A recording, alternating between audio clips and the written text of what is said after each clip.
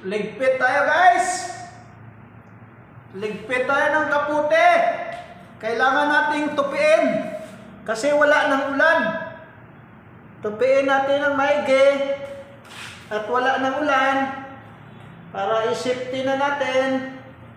Kaya wala ng ulan. Kaya ready na to. Ligpit na natin. Sana tuloy-tuloy na yung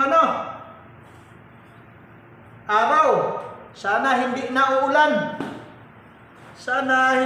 uulan. At mahirap talaga bumiyahe pag tag-ulan. Kaya mahirap sa mga motorista yung tag-ulan. Ayan.